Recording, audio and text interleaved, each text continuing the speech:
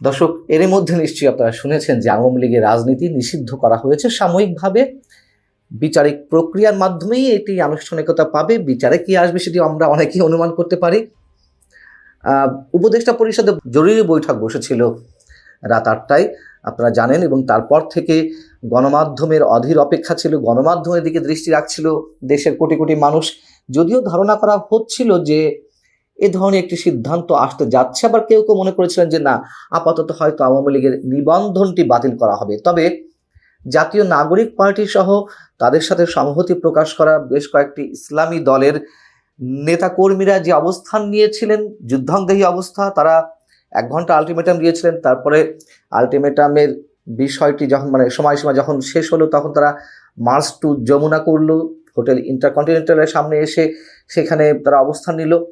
তো সেই অবস্থা থেকে আওয়ামী লীগ নিষিদ্ধ হতে যাচ্ছে আস্তে আস্তে মানুষ এই ধারণায় পৌঁছেছিল, এবং এটি আগে থেকেই বলা বলি হচ্ছিল যে এই যে বৃহস্পতিবার থেকে প্রথমে বসা হলো প্রধান উপদেষ্টা বাসভবনের সামনে অবস্থান কর্মসূচি, হঠাৎ করে এরকম যুদ্ধাঙ্গী মনোভাব কেন? এবং এরকম আমাদের মতো অনেকেই বলেছেন যে এটি প্লট নির্মাণ করা হচ্ছে।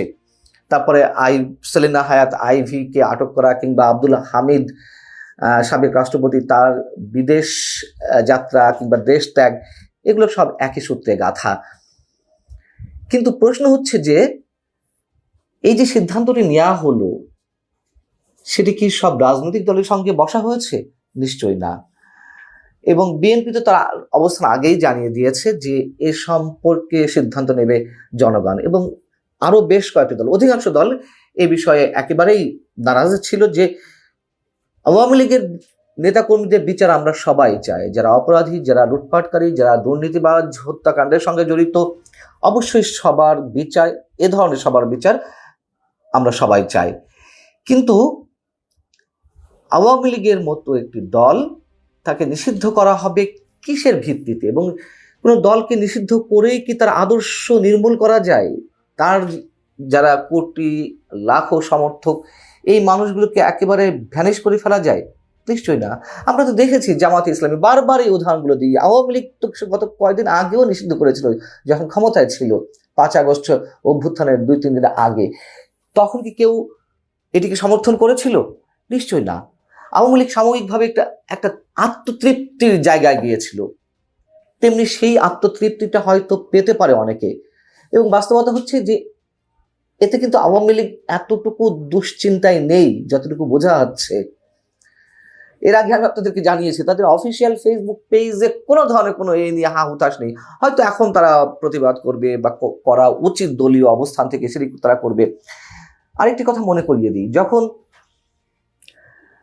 গত 5 ফেব্রুয়ারি বঙ্গবন্ধুর 32 নম্বরের যে ঐতিহাসিক বাড়িটি বুলডোজার দিয়ে গড়িয়ে দেওয়া হলো, তখনও তো কেউ এটি সাপোর্ট করেনি, মুষ্টিমেয় কিছু মানুষ বাদে। যে ভয়ঙ্কর ভৌতিক পরিবেশ তৈরি করা হলো, বরং সিম্প্যাথিটা আওয়ামী লীগের পক্ষে গিয়েছিল। যে বাড়াবাড়ি হয়ে যাচ্ছে, বিএনপি থেকে শুরু করে যে গণতন্ত্র মনা রাজনৈতিক দলগুলো আছে, তারা কি কেউ এটিকে সমর্থন করেছে? হয়তো রাজনৈতিক জায়গা থেকে একটু রাগ ঢাক করে কথা বলতে গিয়ে অনেকে বলেছেন যে এটা শেখ হাসিনার প্রাপ্য ছিল, এটি তার কৃতকর্মের ফল। কিন্তু কেউ কিন্তু বলেনি যে এটি ঠিক হয়েছে।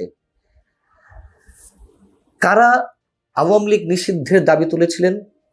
জাতীয় নাগরিক পার্টির সঙ্গে ছিলেন, জামাতে ইসলামী নেতারা ছিলেন, এবি পার্টি ছিল, ইসলামী ছাত্র শিবির, ইসলামী আন্দোলন বাংলাদেশ বা হেফাজত ইসলাম, এই তো গুটি কয়েক ইসলামী দল সহ বলতে গেলে, আর জাতীয় নাগরিক পার্টি।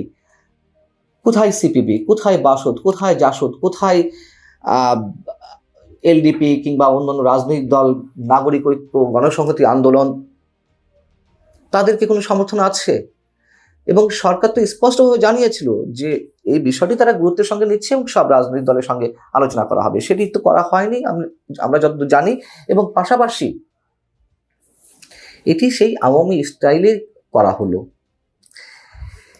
এবং একটি কথা মনে করিয়ে না দিলেই নয়, গত 9 মাস ধরে যে নির্বাচনের জন্য বিএনপি সহ সব রাজনৈতিক দল চাপ প্রয়োগ করছে, কোনো কিছুতে কোনো কিছু হচ্ছে না। কিন্তু এই যে কিছু তরুণ যুবক, এরা বুঝি হোক না বুঝি হোক, আমাদের এখনো সন্দেহ কি, আমাদের বদ্ধমূল ধারণা যে এই ছেলেগুলোকে একটা পক্ষ ব্যবহার করছে। এরা বুঝে না বুঝে মানে কোনটা অবলম্বন করে এতটা হার্ড লাইনে যাচ্ছে, আমরা সেগুলো ভেবে চিন্তিত শঙ্কিত। আখেরে বা দিন শেষে লাভটা কার হচ্ছে? একটা সংঘাতময় পরিস্থিতি, সাংঘর্ষিক পরিস্থিতির দিকে নিয়ে যাওয়া হচ্ছে দেশকে। ছাত্রলীগকে নিষিদ্ধ করা হয়েছে, তার কার্যক্রম শেষ। আওয়ামী লীগকে নিষিদ্ধ করা হলো, সাময়িকভাবে কার্যক্রম শেষ হয়ে যাবে। এবং এর আগে আমি বলেছি, আওয়ামী লীগ তো নিষিদ্ধ অবস্থাতে আছেই, তারপরে কি তারা ঝটিকা মিছিল করছে না? তারপরেও তাদের লোকজন জেলে যাচ্ছে না আটক হওয়ার পরে? এখন কি থেমে থাকবে? যদি থেমে থাকে ভালো কথা, কিন্তু অভিজ্ঞতা তো সেটি বলে না, বরঞ্চ উল্টোটাই হওয়ার কথা। জামাতকে যে নামতে দেওয়া হয়নি 2009 থেকে 2024 পর্যন্ত, তাতে জামাত কি তার শক্তি ক্ষয় করেছে, শক্তি হারিয়েছে, নাকি আরো বেশি শক্তি সঞ্চয় করেছে? এবং একটি উদাহরণ আমি আপনাদেরকে দিয়েছিলাম যে আওয়ামী লীগকে 1970-এ তৎকালীন সামরিক শাসক ইয়াহিয়া নিষিদ্ধ করেছিল, কিন্তু এই নিষিদ্ধ অবস্থাতেই আওয়ামী লীগের নেতৃত্বেই তো দেশ স্বাধীন হয়েছিল। এগুলো একটা জিদাজিদি পর্যায়ে গেছে এবং ছাত্ররা মনে করছে, ছাত্ররা মানে জাতীয় নাগরিক পার্টির সঙ্গে যারা জড়িত, তারা খুব বড় বিজয় অর্জন করলো। যাই হোক, এই বৈঠকে আর কি সিদ্ধান্ত হয়েছে? আন্তর্জাতিক অপরাধ ট্রাইব্যুনালের আইনের সংশোধন অনুমোদন করা হয়েছে এবং এতে করে আন্তর্জাতিক অপরাধ ট্রাইব্যুনাল কোনো রাজনৈতিক দল, তার অঙ্গ বা সংগঠন বা সমর্থক গোষ্ঠীকে শাস্তি দিতে পারবে এবং আন্তর্জাতিক অপরাধ ট্রাইব্যুনালে বাংলাদেশের আওয়ামী লীগ ও তার নেতাদের বিচার কাজ সম্পন্ন না হওয়া পর্যন্ত দেশের নিরাপত্তা ও সার্বভৌমত্ব রক্ষা, জুলাই আন্দোলনের নেতাকর্মীদের নিরাপত্তা, আন্তর্জাতিক অপরাধ ট্রাইব্যুনালের বাদী ও সাক্ষীদের সুরক্ষার জন্য সন্ত্রাস বিরোধী আইনের অধীনে সাইবার স্পেস সহ আওয়ামী লীগের যাবতীয় কার্যক্রম নিষিদ্ধ করা। এবং এইগুলো করে আরেকটা উত্তেজনার সৃষ্টি করা হলো। এবং আমি প্রথম দিনেই বলেছি যে এগুলো সব একই সূত্রে গাথা। সাবেক রাষ্ট্রপতি আব্দুল হামিদের দেশত্যাগ কিংবা সেলিনা হায়াৎ আইভীকে আটক করা। আরো যেটি বলেছিলাম যে রিফাইন্ড আওয়ামী লীগ করার যে একটি চিন্তা ভাবনা ছিল আওয়ামী লীগের মধ্যে থেকে, যেগুলো জানা যাচ্ছিল এবং এই মানুষগুলোর নেতৃত্বেই করার কথা ছিল, সেটিও যাতে না হয়। আরো যে সন্দেহ যে এর মধ্য দিয়ে যে একটা তুমুল উত্তেজনা পরিবেশ সৃষ্টি হবে, তার মধ্য দিয়ে সরকারের আর যেসব কাজ করার কথা সেগুলো নির্বিঘ্নে করে ফেলতে পারবে, এরকম অনেকের ধারণা। তো লাভের লাভ আসলে কি হলো, দেখা যাক কতটুকু লাভ হয়। ভালো থাকুন সবাই।